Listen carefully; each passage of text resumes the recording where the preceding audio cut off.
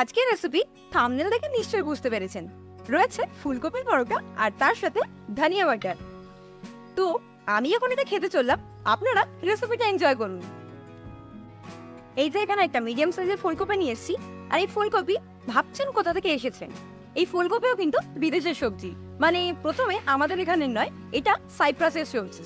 তো এখন আমরা আমাদের বানিয়ে নিয়েছি, আপাতত কাজ করি।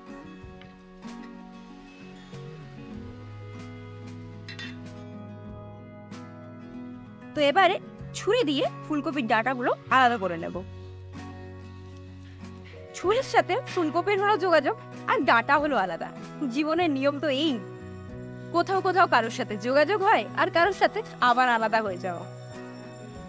থাক, অত ফিলোসফিতে কাজ নেই, রামনায় মন্দির। তো ফুলকপি তো তার ডাঁটা থেকে আলাদা হয়ে গেছে। এবারে ফুলগুলোকে আমি একটু বড় বড় করে ভেঙে নেব, কারণ এটাকে গ্রেট করতে হবে। তার জন্য যদি আপনাদের কাছে বড় গ্রেটার থাকে তাহলে গোটা ফুলকপিটাই একবারে গ্রেট করে নেবেন, কিন্তু আপাতত আমি এরকম একটা ছোট গ্রেটার দিয়ে গ্রেট করব। তার জন্য আমাকে ডাঁটাগুলো আলাদা আলাদা করতে হচ্ছে।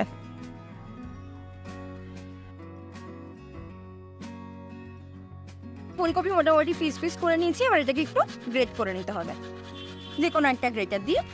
আপনারা চাইলে এটাকে ভাপিয়ে নিয়ে একটু মিক্সির মধ্যে দিতেও পারেন, তাহলে এভাবে গ্রেট করতে হবে না। বাট আমি এভাবে গ্রেট করার পরে একটু ভাপাবো।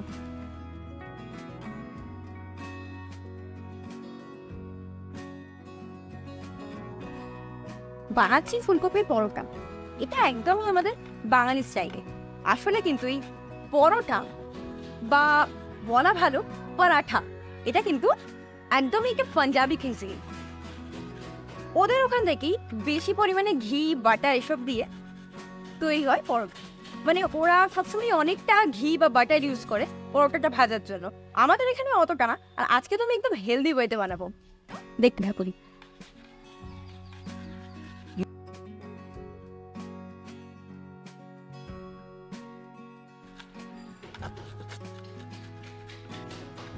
তো গ্রেট করার পরে এই যে এতটা ডাঁটা, এটা কিন্তু আর কিছু করবো না, ফেলে দাও। একইভাবে আরো করে নাও।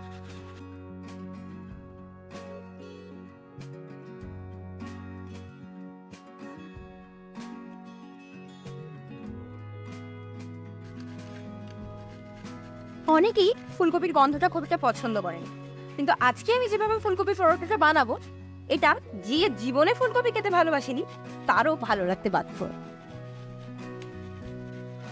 ও আচ্ছা, এত কাজের মাঝখানে তো কাজের কথাটা বলতে ভুলেই গেছি। সাবস্ক্রাইব করেছেন? করতে ভুলে গেছেন? কোনো চাপ নেই, আমি আছি তো মনে করিয়ে যাবার জন্য। এখন করে দিই। আর পাশে থাকা বেল আইকনটা অবশ্যই প্রেস করবেন। প্রেস করে অল নোটিফিকেশনটা অন করতে ভুলবেন না, তবেই বক বক আর আমার এই রেসিপি দুটো নিয়ে আমি আপনাদের কাছে পৌঁছে যাব খুব তাড়াতাড়ি। তো এখানে আমার ফুলকপি গ্রেট করা হয়ে গেছে। এবার এটাকে অল্প একটু নুন দিয়ে আর হলুদ দিয়ে ভাপাতে বসিয়ে দেবো, আর ততক্ষণ তৈরি করে নেবো আটার ডোটা। চলো, এবার ফুলকপি ভাপানোর জন্য কড়া গরম করে নিয়েছি, কড়াতে পুরো গ্রেট করা ফুলকপিটা দিয়ে দেবে। দিয়ে দিয়েছি মোটামুটি ওই 1 চামচের থেকে একটু কম নিয়ে, আর দেবো জাস্ট এই অল্প একটু জল, এভাবে উপর থেকে ছড়িয়ে দেবো, দিয়ে এটাকে ঢাকা দিয়েছি।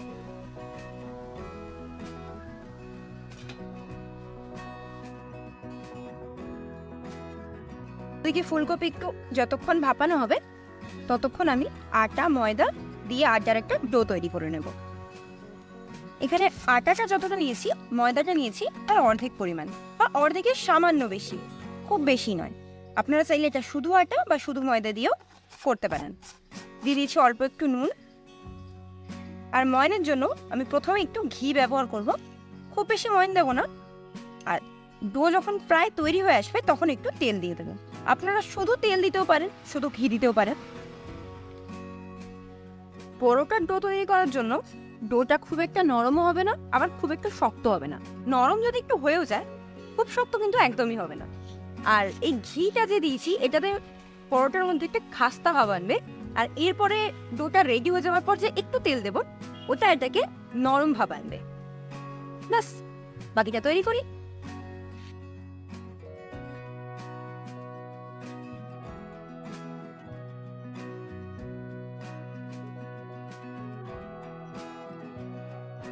তো ঘিয়ের সাথে পুরো ব্যাপারটা ভালো করে মিশানো হয়ে গেছে।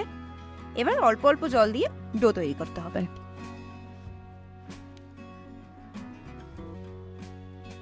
একবারে অনেক জল দেবো না, অল্প অল্প একটু একটু জল দিয়ে তৈরি করে নেব।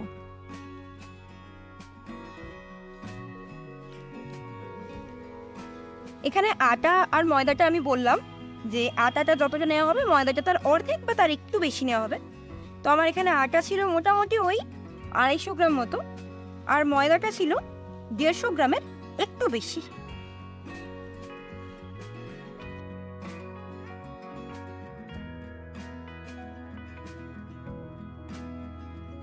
এই আটা মাখার কাজটা বেশি একটু পরিশ্রম সাধ্য কাজ, মানে ওই ডাম্বেল টাম্বেল চাগালে যেরকম আর কি ব্যাপারটা বাইসেপ ট্রাইসেপ হয়, আর কি হয় অত আমি জানি না। তো রেগুলার ওয়েতে যদি এইভাবে করে আটাটা থেসে থেসে মাখতে হয় তাতে আমার মনে হয় অনেকটাই এক্সারসাইজ হয়ে যাবে।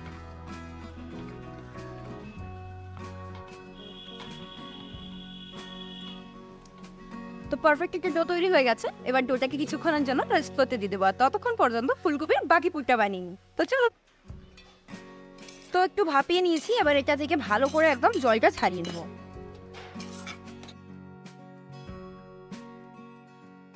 তো ফুলকপি থেকে একদম পুরো জল ঝারিয়ে নিয়েছি। এবার পুরটা তৈরি করে নেব। বানিয়ে নেব শুকনো মশলাটা।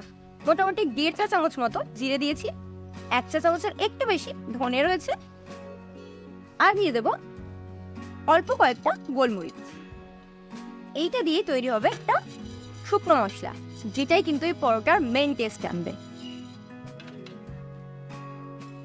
তো মশলা ভাজা হয়ে গেছে, আর এই মশলাটা আপনারা চাইলে বেশি বানিয়ে রাখতে পারেন। তার কারণ হচ্ছে যে কোনো ধরনের মূলোর পরোটা, পনিরের পরোটা, যে কোনো কোনো কিছু স্টাফিং এর মধ্যে এই মশলা ইউজ করা যেতে পারে। তো এবার এটা আমি বুড়িয়ে নেব। এবার এর মধ্যে আমি মেশাবো কুচনো ধনে পাতা, একটু বেশি করেই দিচ্ছি, বাকি আপনাদের ইচ্ছা আপনারা কতটা দেবেন। আর এখানে কুচিয়ে রাখা কাঁচা লঙ্কা দিয়েছি, আর দিয়ে দেব বেশ অনেকটা মতো জোয়ান।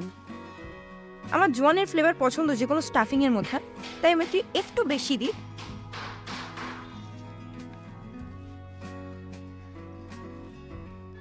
পুরো ব্যাপারটা হাত দিয়ে একটু ভালো করে মাখিয়ে নেব।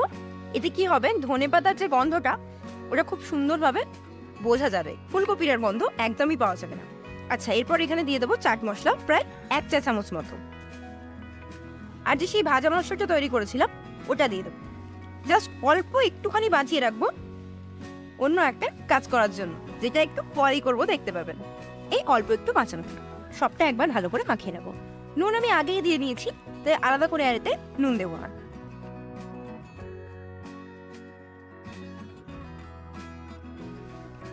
আরে পুরটা রেডি হয়ে যাওয়ার পর মনে পড়লো গ্রেট করা আদাটাই তো দিতে আমি ভুলে গেছি, তাই অল্প একটু আদা দিয়ে নিচ্ছি।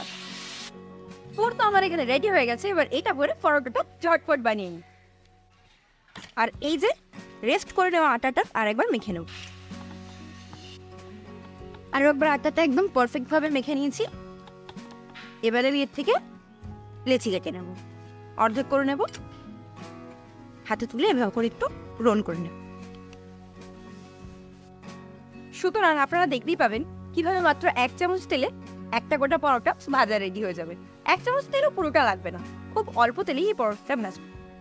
ধরে নিন যাদের তেল খাওয়া বারণ বা হেলথ ইস্যু আছে, তারা কি পরোটা খাবে না? খাবে তো, তার জন্যই আমার এই রেসিপি। মোটামুটি এইভাবে একই সাইজের প্রত্যেকটা লেচি বানানোর চেষ্টা করব। মোটামুটি এই সাইজের এক একটা লেচি থাকছে, খুব বেশি বড় না, আবার খুব একটা ছোট না। আমি তো ভিডিও শুরুতেই বলেছিলাম আজকে হবে Bengali style paratha, not Punjabi style paratha. এবারে সমস্ত লেচিগুলোতে একটু তেল ব্রাশ করে নিয়েছি, আর এবারে পুরটা ভরে নেব। এইভাবে করে বাটিটা বানাতে হবে। একটা আঙুল নিয়ে এভাবে মাঝখানে চাপ দেবেন, আর বাকি এই আঙুলগুলো নিয়ে এভাবে করে চাপবেন। এই মাঝের আঙুলটাতে প্রেস দিতে থাকবেন, আর এই সাইডের আঙুলগুলো দিয়ে এভাবে করে চাপতে থাকবেন। একদম পারফেক্ট বাটি তৈরি হয়ে যাবে।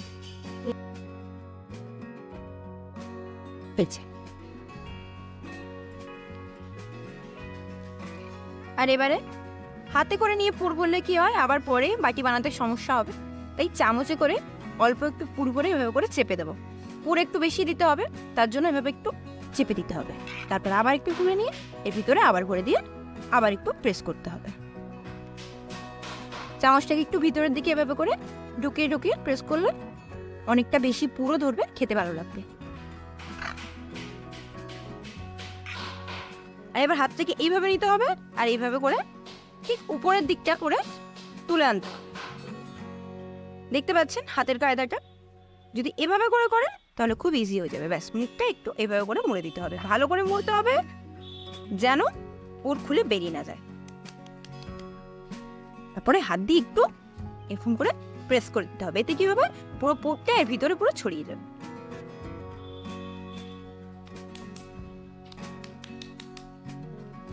এই যে এখানে তৈরি হয়ে গেছে একটা। এই যে এখানে আমি 7খানা বানিয়ে নিয়েছি। এবার এটা বেলে নেব।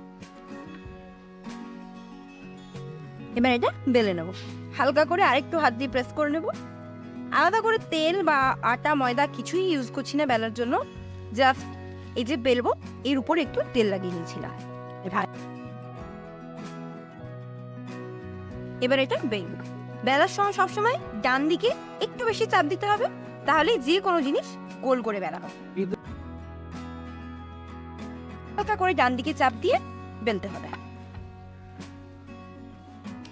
আর যেহেতু এটা অনেকটা পুর ভরা আছে, তার জন্য একদম আস্তে আস্তে চাপ দিয়ে বারবার করে এটাকে তুলে তুলে বেলে নিতে হবে। এই যে বেলা হয়ে গেছে। আর এবার একটু এটা তাওয়াতে দিয়ে নেব। দিয়ে নিয়েছি। একটু দুটো পিঠ সেঁকা হবে, তারপর ভাজবো। দুটো পিঠে সেঁকা হয়ে গেছে, একটু লাল লাল হয়ে এলে ঠিক এভাবে অল্প একটু তেল নিয়ে ভালো করে ব্রাশ করে দিতে হবে। এতে কি হয়, বেশি তেলও দিতে লাগে না, আবার পরোটা সুন্দরভাবে ভাজা হয়। এভাবে একটা পিঠ উল্টে দেবো। উল্টো পিঠটাও একটু সেঁকার মতো হয়ে গেছে, আর অল্প একটু তেল নিয়ে ব্রাশ করে দেব। এবারে এটাকে খুন্তি দিয়ে এরকম হালকা হালকা করে প্রেস করে করে ভেজে নেব। আপনারা যদি চান তো পুরোটাই তেলে ভাজতে পারেন, সেক্ষেত্রে তেলটা অনেকটা লাগবে। ওই যে বললাম, হেলথ ইস্যু থাকলে অত তেল খাওয়া মোটেই ঠিক হয় না। পরোটা কম তেলে ভাজলেও কি হবে, সুন্দর তুখর হয়ে কিন্তু ফুলছে।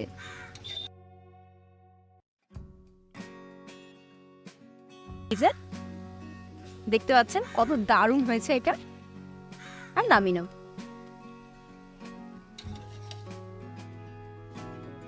এভাবে করে উল্টে পাল্টে চেপে চেপে এপিট ওপিট ভেজে নেবো ভালো।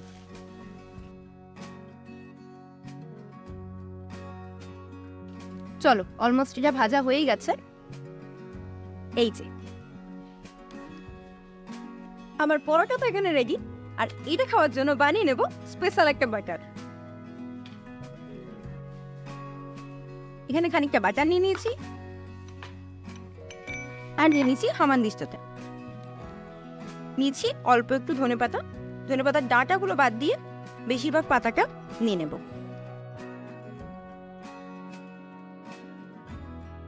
এর মধ্যে দিয়ে দেবো সেই ভাজা মশলাটা যে তৈরি করেছিলাম সেটা খানিকটা। দেব অল্প একটু চাট মশলা। এটার পুরো কোনো ফাইন পেস্ট বানানোর দরকার নেই। এটাকে সুন্দর করে ঠুকে নিলে এটা একটু মানে গোটা গোটা ভাব থাকবে, পুরো একদম পিষে যাবেন। এই যে এটা এবারে বাটারের মধ্যে দিয়ে দেবো, আর ভালো করে মিশিয়ে নিতে হবে। একদম প্রপারলি মিশিয়ে নিতে হবে। রেডি হয়ে গেছে। ব্যাস, শুধু প্লেটিংটা বাকি, প্লেট করে নেব। একদম রেডি। তো চল এবার প্লেট করে নেওয়া যাক। আর এই যে আমার প্লেটিং করা কমপ্লিট। উপরে দিয়ে দেবো অল্প একটু বাটার।